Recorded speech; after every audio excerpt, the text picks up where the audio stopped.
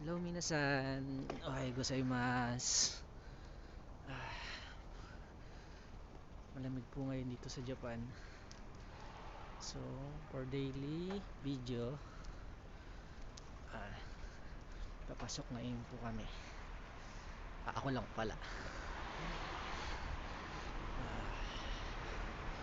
Yan, ako muna.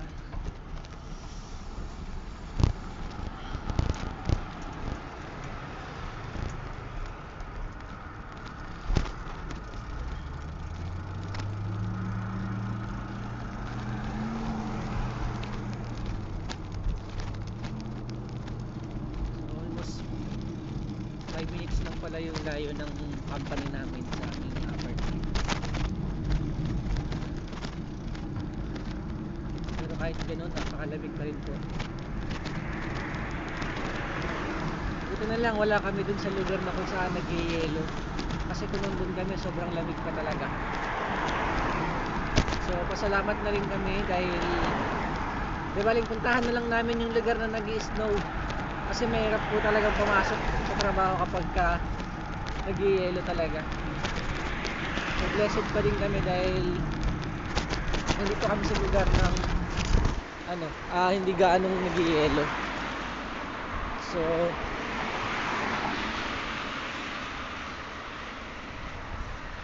-1 po ngayon sa amin sa lugar namin.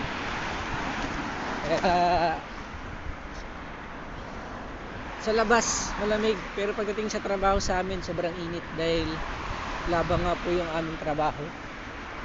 Mga mono o mga parts ng sasakyan. Kaya ayan, makikita nyo mayroong 7-Eleven, yata kita. Yun, 7-Eleven. So familiar talaga sa lugar yung 7-Eleven. At tingin ko parang worldwide na ata yan. Ayun yung apartment namin. Medyo malapit lang din.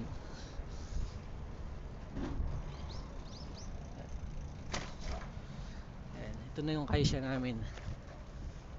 Kaisya o company. Saglit lang po yung biyahe. Almost 5 minutes lang pag nakabike. So, yung mga bike namin bigay naman to ng company. Kaya park lang tayo.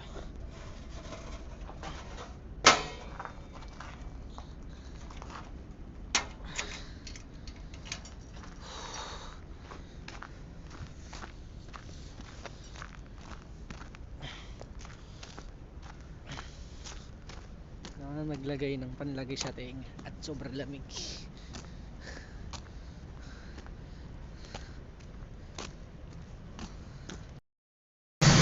Hello! Nandito kami sa loob. So, na kami nagtatrabaho. So yung drum na yan, pinapainitan bago lagyan ng laba para ma-maintain niya yung init ng yung laba. Kailangan kasi nasa 1000 degree yung init ng laba para pag binuhos sa mga mono wala siyang ganong sira. Hindi siya malabnaw, hindi siya malapo, yung sakto lang. Init na. So medyo maingay po, kaya bye bye, yun lang.